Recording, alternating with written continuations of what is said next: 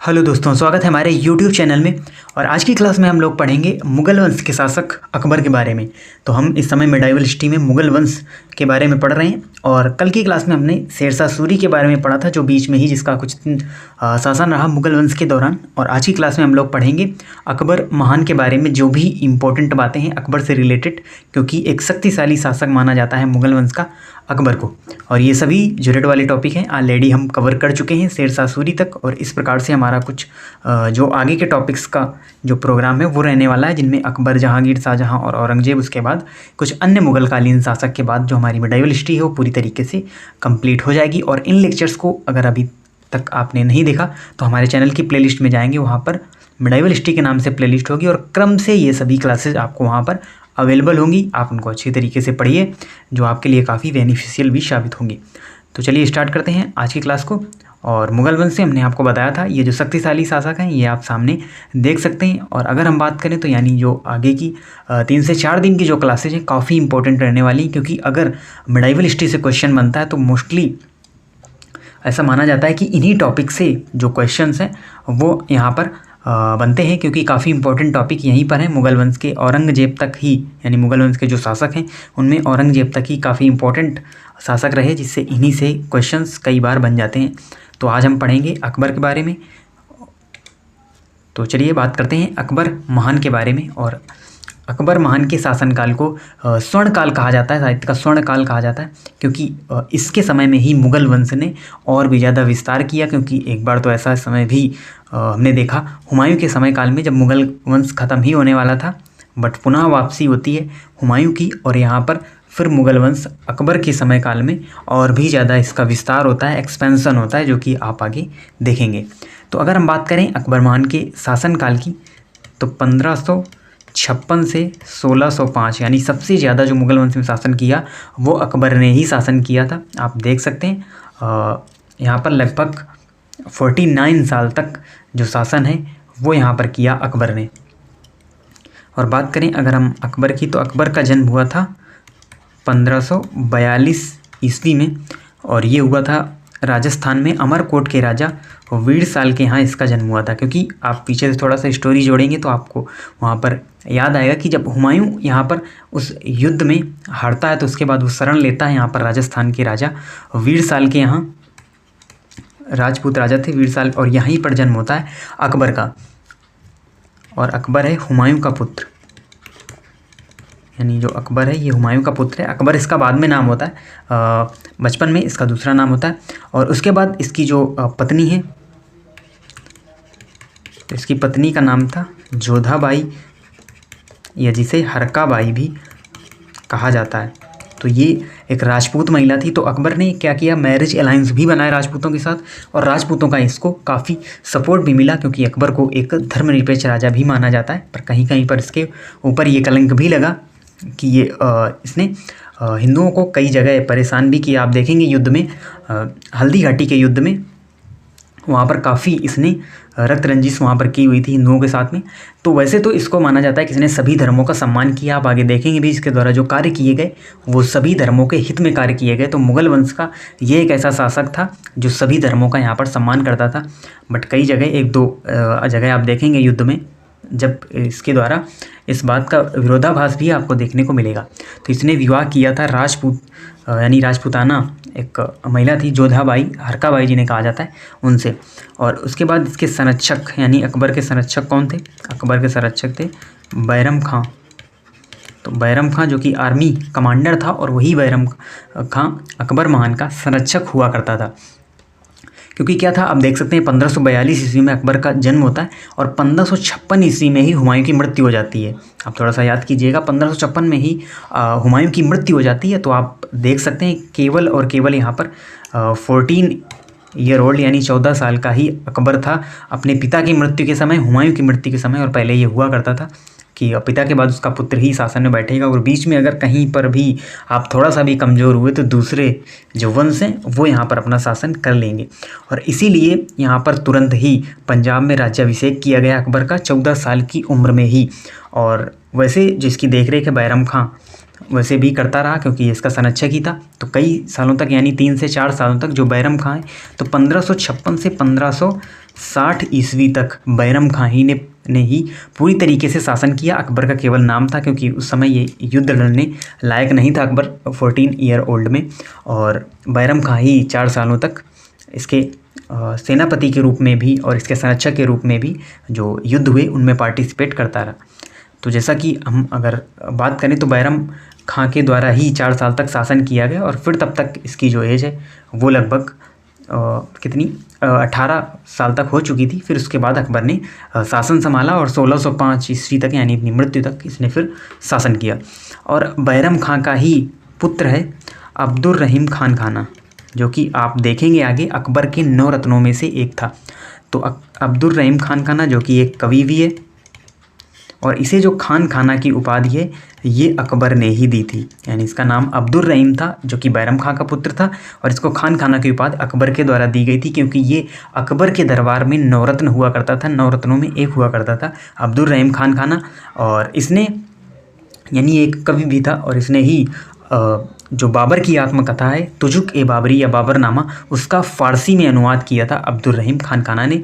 तो आपको ये चीज़ें लिंक करके रखनी है कि अकबर का संरक्षक बैरम खां का पुत्र अब्दुर रहीम खान खाना, और यही आगे संरक्षक बनेगा फिर जहांगीर का।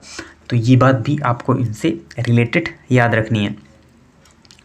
तो ये ऑल ओवर इन्फॉर्मेशन अकबर के जीवन काल की, प्रारंभिक जीवन की हमने यहाँ पर देखी। फिर यहाँ पर आगे कुछ अब टाइमलाइन एक तरफ से हम क्रम से पढ़ते हुए चलेंगे, टाइमलाइन क्या रही, क्योंकि बहुत सारे कार्य अकबर के शासनकाल में किए गए मुगल वंश के दौरान। तो बात अगर हम करें 1556, तो काफ़ी इम्पोर्टेंट वर्ष है, क्योंकि 1556 को ही लड़ा गया पानीपत का द्वितीय युद्ध। पानीपत का द्वितीय युद्ध लड़ा गया 1556 ईस्वी में। और हमने आपको पहले भी बताया पानीपत के 3 युद्ध होंगे। एक युद्ध हमने देखा था 1526 ईस्वी में बाबर और इब्राहिम लोदी के बीच में, तो जिससे मुगल वंश की स्थापना हुई थी। जिस युद्ध के बाद वो था पानीपत का प्रथम युद्ध 1526 ईस्वी में। और फिर ये द्वितीय युद्ध हमको देखने को मिलता है 1556 ईस्वी में।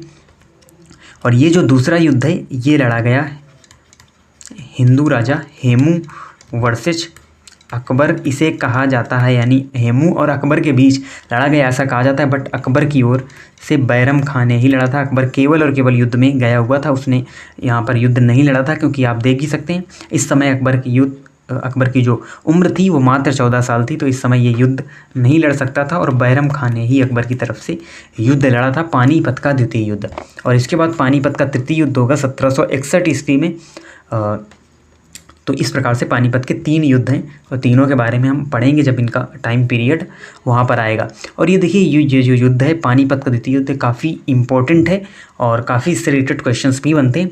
तो हम क्या करेंगे, जो अकबर के द्वारा 2 इंपॉर्टेंट युद्ध लड़े गए, एक पानीपत का द्वितीय युद्ध और एक हल्दी घाटी का युद्ध, तो दोनों बैटल को हम एक अलग वीडियो में कवर करेंगे, क्योंकि अकबर के बारे में तो वैसे भी कई सारी बातें, तो अगर हम इन युद्ध के बारे में भी आपको डिटेल में बताने लगे तो ये वीडियो बहुत ही ज़्यादा लंबा हो जाएगा। तो इसलिए हमने ये डिसाइड किया है कि ये जो बैटल हैं, यानी पानीपत का द्वितीय युद्ध और हल्दी घाटी का युद्ध, इन दोनों को हम अच्छी तरीके से अलग वीडियो में कवर करेंगे। और इनके पीछे की जो स्टोरी है, बैकग्राउंड की जो स्टोरी है, क्योंकि यहाँ पर आपको स्टोरी जोड़कर इसको समझना होगा, क्योंकि क्यों ऐसी कंडीशन बनी, युद्ध की कंडीशन बनी, तो काफ़ी एक लंबी स्टोरी है इन युद्ध के बारे में, बैटल के बारे में, जो कि हम अलग वीडियो में, कल की वीडियो में आपको अच्छी तरीके से बताएंगे। अभी आप केवल यहाँ पर ये याद रखिए कि हेमू और अकबर की ओर से बैरम खां ने ही यहाँ पर युद्ध में पार्टिसिपेट किया था। तो अकबर और हेमू के बीच में पानीपत का द्वितीय युद्ध लड़ा गया। फिर आता है 1563, और 1563 में फिर अकबर ने क्या किया, अकबर ने तीर्थ यात्रा कर का उन्मूलन किया। तो देखिए पहले मुस्लिम शासकों ने तीर्थ यात्रा पर कर लगा रखा था, और बहुत सारे कर अलग अलग मुस्लिम शासकों के द्वारा लगाए गए, तो इस कर को हटाया, तीर्थ यात्रा कर को फिर हटा दिया अकबर ने 1563 में। और 1564 में इसने जजिया कर भी हटा दिया। तो देखिए जजिया कर का इतिहास हम आपको पहले ही बता चुके हैं, क्योंकि सबसे पहले जो शासक आया था मोहम्मद बिन कासिम, उसने जजिया कर को इम्प्लीमेंट किया था, और फिर ये बीच में ब्राह्मणों से भी वसूला गया। उसके बाद अकबर ने इसे हटा दिया था, और आगे औरंगजेब आएगा तो ये पुनः जजिया कर को लगा देगा, और अंग्रेज़ों से भी जजिया कर वसूलेगा यहाँ पर औरंगजेब। जजिया कर क्या होता है, तो ये नॉन मुस्लिम्स पर लगाया जाने वाला एक कर होता है, जिसे जजिया कर कहते हैं। तो इसको भी हटा दिया अकबर ने। और 1571 ईस्वी में अकबर ने फतेहपुर सीकरी की स्थापना की। तो ये आगरा से कुछ ही दूरी पर, कुछ ही किलोमीटर दूरी पर ये एक गांव है फतेहपुर सीकरी, एक शहर हम इसको कह सकते हैं। तो फतेहपुर सीकरी की यहाँ पर स्थापना की गई अकबर के द्वारा। तो इस शहर को बसाया गया अकबर के द्वारा, फतेहपुर सीकरी की स्थापना आगरा से कुछ ही दूरी पर। और अकबर ने बाद में जो राजधानी थी वो आगरा से स्थानांतरित कर ली, कहाँ पर? फतेहपुर सीकरी। तो अकबर ने इसे आगरा से राजधानी अपनी बना ली, फतेहपुर सीकरी को। और इन सारे कार्यों से, यानी तीर्थ यात्रा कर को हटाना, जजिया कर को हटाना, इन सब कार्यों से खुश होकर जनता ने ही इनको अकबर की उपाधि दी थी, यानी तब ये अकबर वहाँ पर बन जाता है। पहले इसका दूसरा नाम होता है। और तो ये टाइम पीरियड 1571 तक इसका होता है। फिर आगे 1572-73 की अगर हम बात करें तो 1572-73 के समय फिर ये गुजरात विजय, यानी गुजरात पर आक्रमण करता है। और गुजरात विजय पर ये वहाँ पर बुलंद दरवाज़ा का निर्माण करवाता है, कहाँ? फतेहपुर सीकरी में। तो फतेहपुर सीकरी में जो बुलंद दरवाज़ा बना हुआ है वो एक निशानी है गुजरात विजय की, क्योंकि गुजरात विजय के उपलक्ष्य में ही इसने बुलंद दरवाज़ा का निर्माण कराया था। और उसके अलावा और भी कई सारे निर्माण इसके द्वारा 1572 से 73 के बीच के समय काल में कराए गए, जिनमें आपका आगरा फोर्ट, यानी ताजमहल से कुछ दूरी पर ही बना हुआ है आगरा फोर्ट, वो भी अकबर के द्वारा बनवाया गया था। और उसके अलावा सलीम चिश्ती की दरगाह, तो सलीम चिश्ती की जो दरगाह है वो भी इसी के द्वारा बनवाई गई थी, अकबर के द्वारा, क्योंकि अकबर एक सूफ़ी संत थे सलीम चिश्ती, जिनका अनुयायी हुआ करता था, इसका अनुयायी हुआ करता था अकबर सलीम चिश्ती का। और इसीलिए इनकी जो दरगाह है वो बनवाई थी अकबर ने। और उसके साथ ही साथ इलाहाबाद का किला भी इसने बनवाया, और प्रयाग नाम से इसको इलाहाबाद कर दिया था अकबर ने, जो कि अब वर्तमान में पुनः प्रयागराज कर दिया गया है। तो ये बात भी आपको याद रखना है। और उसके साथ ही साथ 1572 से 73 के शासनकाल में गुजरात के साथ साथ पूरे, अगर हम बात करें तो पूरे उत्तर भारत में ही मुग़ल काल फैल चुका था, अकबर का शासन हो चुका था सभी जगह। आप उत्तर से लेंगे वहाँ पर तो यानी हम ये कह सकते हैं पूरे नॉर्दर्न इंडिया में अकबर ने अपना वर्चस्व स्थापित किया, मुग़ल वंश का यहाँ पर एक्सपेंसन किया। अगर हम राजस्थान के कुछ इलाके छोड़ दें, क्योंकि कई सारे जो राजपूत शासक थे उन्होंने तो आत्मसमर्पण कर दिया और यहाँ पर आकर मिल गए अकबर के साथ। और यहाँ पर इनको एक पद दे दिया जाता था, मनसबदार का पद दे दिया जाता था, जो कि एक हाई रैंक होती थी अकबर के शासनकाल में। तो फिर कई सारे जो राजपूत थे उन्होंने आत्मसमर्पण कर दिया, और इसीलिए कई सारे राजपूतों का यहाँ पर सपोर्ट था अकबर को, और जो कि इसको फ़ायदा करता है कहाँ पर? हल्दी घाटी के युद्ध में ये इसके लिए फ़ायदेमंद साबित होता है राजपूतों का सपोर्ट होना। और उसके साथ ही साथ हमने देखा भी कि मैरिज अलायंस इसने ऑलरेडी वैसे भी कर रखे थे राजपूतों के साथ में, तो इसलिए इसको काफ़ी सपोर्ट रहा वहाँ पर राजपूतों का। तो इस प्रकार से अकबर ने काफ़ी सारा एक्सपेंसन यहाँ पर कर दिया था। और मनसबदारी प्रणाली जो थी वो अकबर के द्वारा ही यहाँ पर लॉन्च की गई। और ये कैसी प्रणाली होती थी? तो इसमें सैन्य प्लस नागरिक प्रणाली, यानी सैनिक और नागरिक प्रणाली दोनों को मिलाकर ही मनसबदारी प्रणाली का यहाँ पर निर्माण होता था। और इसके दो पार्ट थे, यानी एक पार्ट था यहाँ पर जात और एक था सवार। तो सवार किसे कहते थे? घुड़सवारों की जो संख्या होती थी उसको सवार कहते थे। और जात में कौन लोग आते थे? तो यहाँ पर आते थे पद, हैसियत, रैंक और वेतन को इसमें रखा जाता था। तो सैन्य और नागरिक प्रणाली को मिलाकर मनसबदारी प्रणाली का निर्माण अकबर के द्वारा यहाँ पर किया गया। और फिर 1575 ईस्वी में इसके द्वारा फतेहपुर सीकरी में ही इबादत खाना का निर्माण कराया जाता है। तो इबादत खाना का निर्माण किसने कराया? अकबर ने कराया था फतेहपुर सीकरी में। और फिर इसने यहाँ पर इस जो इबादत खाना को था तो इसने पहले तो केवल मुस्लिमों के लिए खोला, और फिर सभी धर्मों के लिए इस स्थल को खोल दिया कि सभी धर्मों के जो लोग हैं वो यहाँ पर आ सकते हैं। और ये एक निशानी है अकबर के धर्मनिरपेक्ष होने की, यानी सभी धर्मों के सम्मान करने की। फिर टाइम पीरियड आता है 1576, और ये भी एक इम्पॉर्टेंट ईयर रहा अकबर के शासनकाल के दौरान। और क्योंकि इसमें लड़ा गया हल्दी घाटी का युद्ध, और ये भी काफ़ी फेमस युद्ध रहा, क्योंकि ये लड़ा गया था अकबर और महाराणा प्रताप के बीच में। अकबर वर्सेस महाराणा प्रताप। तो यहाँ पर भी आप देखेंगे एक लंबी स्टोरी है इस युद्ध के पीछे भी, क्योंकि बेसिकली कहा तो ये जाता है अकबर वर्सेज महाराणा प्रताप, लेकिन अकबर यहाँ पर बाद में आया था। पहले अकबर का जो सेनापति था मान सिंह, जो कि एक राजपूत था, और इस युद्ध में आप देखेंगे कि हिंदू राजा का जो सेनापति यानी जो मुस्लिम राजा है उसका सेनापति हिंदू है और हिंदू राजा का सेनापति मुस्लिम है, और उनके बीच में पहले यहाँ पर युद्ध होता है, बैटल होता है, और बाद में अकबर आता है। और यहाँ पर महाराणा प्रताप का भी आप काफ़ी जो वीरता है वो भी आपको यहाँ पर देखने को मिलेगी। तो हमने जैसा कि आपको पहले ही बताया, इन दोनों बैटल्स को हम अलग से कवर करेंगे, क्योंकि काफ़ी इनके बैकग्राउंड में भी काफ़ी स्टोरी है, कई सारे लोग इससे जुड़े हुए हैं, इस हल्दी घाटी के युद्ध से भी और पानीपत के द्वितीय युद्ध से भी। तो इन दोनों बैटल्स को हम अलग से कवर करेंगे कल की क्लास में। अभी आप सिर्फ इतना जान लीजिए कि अकबर वर्सेज महाराणा प्रताप के बीच में ये हल्दी घाटी का युद्ध होता है, और अकबर के पास काफ़ी राजपूत सपोर्ट था, तो इसीलिए वो हराने में यहाँ पर सक्षम रहता है। वैसे तो इस युद्ध का कोई भी कंक्लूजन नहीं निकला, क्योंकि महाराणा प्रताप वहाँ से बच निकले थे इस युद्ध से, उनको मार नहीं पाया था अकबर, और बाद में वो फिर वो छुपकर जो एक वार पद्धति होती है, जो शिवाजी की वार पद्धति हुआ करती थी, गुरिल्ला युद्ध के माध्यम से यहाँ पर बाद में भी मुग़ल शासकों को काफ़ी इन्होंने परेशान भी किया। तो इसका कुछ हल नहीं निकला, इसके बारे में डिटेल इन्फॉर्मेशन हम अलग से जब इसकी इस वार के बारे में बात करेंगे, इस बैटल के बारे में बात करेंगे, तो यहाँ पर देखेंगे। अभी हम बढ़ते हैं आगे। तो फिर टाइम पीरियड आता है 1579 ईस्वी, और इसमें महजर नाना की घोषणा की गई यहाँ पर अकबर के द्वारा। फिर आता है 1580, और 1580 में इसने सती प्रथा का भी अंत किया, जो कि एक अच्छी बात थी। सती प्रथा का अंत अकबर के द्वारा कर दिया गया 1580 ईस्वी में। आप देखेंगे हर एक ईयर में अकबर के द्वारा कुछ न कुछ कार्य यहाँ पर किए गए। और फिर 1582 ईस्वी में इसने दीन ए इलाही नामक एक धर्म की शुरुआत की 1582 ईस्वी में, और इस धर्म को सबसे पहले अपनाने वाला जो हिंदू व्यक्ति था वो था बीरबल, जो कि अकबर के 9 रत्नों में एक था।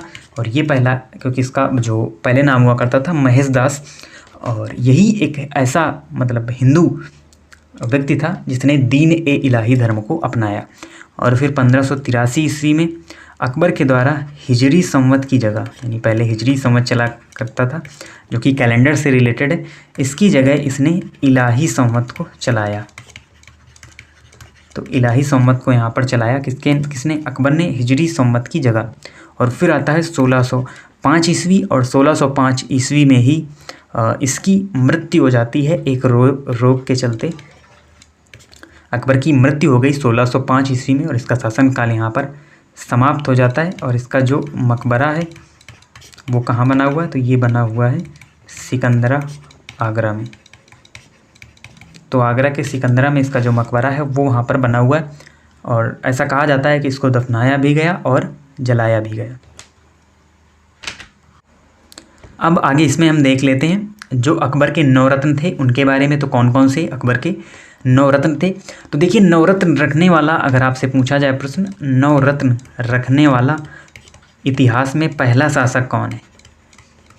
तो अगर 9 रत्न रखने वाला आपसे पहला शासक पूछा जाए तो वो है, हमने एंशिएंट हिस्ट्री में पढ़ा था, चंद्रगुप्त द्वितीय, या जिसे चंद्रगुप्त विक्रमादित्य के नाम से भी जाना जाता है। तो ये पहला शासक था जिसने 9 रत्न, दरबार में 9 रत्न रखना शुरू किया था। और फिर दूसरी बार हमको देखने को मिलता है अकबर के शासनकाल में। अकबर भी अपने दरबार में 9 लोगों को रखता था, यानी 9, एक आप इसे कैबिनेट भी एक प्रकार से कह सकते हैं, जो जिसमें सलाहकार भी थे, कवि भी थे, मंत्री भी थे, अलग अलग लेखक भी थे। तो ये सभी को मिलाकर एक जो कैबिनेट बनती है उसी को यहाँ पर 9 रत्न कहा जाता था। और अकबर के 9 रत्न में अगर हम सबसे पहले बात करें तो सबसे पहले नाम आता है बीरबल का, जो कि थे प्रशासक। ये थे प्रशासक बीरबल, और दीन इलाही धर्म को अपनाने वाले पहले हिंदू।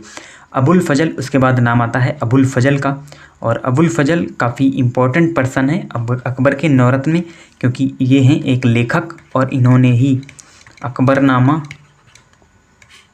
बुक और आईने अकबरी, अकबरनामा और आईने अकबरी जो बुक है वो किसके द्वारा लिखी गई है? अबुल फजल के द्वारा लिखी गई है। तो ये दोनों बुक इनके द्वारा लिखी गई। उसके बाद टोडरमल क्या हुआ करते थे? वित्त मंत्री। तो अकबर के शासनकाल में वित्त मंत्री कौन थे? टोडरमल। कई बार ये क्वेश्चन एग्जाम से पूछा जा चुका है। टोडरमल जो अकबर के दरबार में टोडरमल कौन थे, तो ये एक वित्त मंत्री थे। उसके बाद नाम आता है तानसेन, और इनके नाम से आप सभी लोग प्रचलित होंगे। ये हैं एक संगीतकार और ये भी अकबर के दरबार में ही रहते थे, और इनके द्वारा मियाँ मल्हार की रचना की गई है। फिर हम आगे देखें तो कुछ और यहाँ पर रत्न हैं जिनके बारे में हम यहाँ पर देखते हैं। तो भगवान दास कौन हुआ करते थे, तो ये हुआ करते थे यहाँ पर मनसबदार का पद यहाँ पर मिला हुआ था भगवान दास को। और मान सिंह भी यहाँ पर मनसबदार ही हुआ करते थे। बाद में इन्हें आर्मी का सेनापति यानी हल्दी घाटी के युद्ध में अकबर की सेना के सेनापति थे मान सिंह, जो कि एक राजपूत थे और भगवान दास के पुत्र थे। तो ये दोनों यहाँ पर मनसबदार हुआ करते थे अकबर के दरबार में। और फिर नाम आता है अब्दुल रहीम खान खाना, तो हमने वहाँ पर ही आपको बताया था। ये हैं एक कवि और इन्होंने ही यानी अब्दुल रहीम खान खाना ने ही बाबर की जो आत्मकथा है तुझो के बाबरी या बाबरनामा, उसका फारसी में अनुवाद किया था। उसके बाद नाम आता है मुल्ला दो प्याजा। ये क्या थे, ये थे एडवाइज़र यानी सलाहकार। तो ये सलाहकार हुआ करते थे मुल्ला दो प्याजा, और इनको खाने में दो प्याज बहुत पसंद थे, तो इसीलिए इनका नाम मुल्ला दो प्याजा यहाँ पर हुआ। उसके बाद नाम आता है फैजी का, जो कि भाई थे किसके, अबुल फजल के भाई थे फैजी, और ये भी एक लेखक हुआ करते थे। तो ये अकबर के नवरत्न थे जिनके बारे में आपको याद रखना है, क्योंकि उनसे रिलेटेड भी कई बार क्वेश्चन हमारे एग्जाम्स में पूछा जा चुका है। तो ये ऑल ओवर टॉपिक था अकबर से रिलेटेड, और इसी प्रकार की इन्फॉर्मेटिव वीडियोज़ के लिए आप हमारे चैनल को सब्सक्राइब करें, साथ ही साथ बेल आइकन को भी प्रेस करें, जिससे जो भी न्यू वीडियो अपलोड होता है इसकी नोटिफिकेशन आपको मिल सके। और कल की क्लास में हम लोग दोनों जो बैटल हैं यानी पानीपत का सेकंड युद्ध और हल्दी घाटी का युद्ध, दोनों को हम अच्छी तरीके से कवर करेंगे, और इसके पीछे की जो भी स्टोरी है वो सभी आपको यहाँ पर हम बताएंगे कि क्या कुछ बैकग्राउंड में इसकी स्टोरी रही पानीपत के द्वितीय युद्ध में और हल्दी घाटी के युद्ध में। तो इस क्लास को भी आप देखना ना भूलें, ये भी आपको मेडाइवल हिस्ट्री वाली प्लेलिस्ट में ही अवेलेबल होंगी। सभी चीज़ें हम क्रम से पढ़ते हुए यहाँ पर चल रहे हैं, तो इसी तरीके से चैनल से जुड़े रहिए। मिलते हैं आपसे नेक्स्ट वीडियो में, तब तक के लिए धन्यवाद।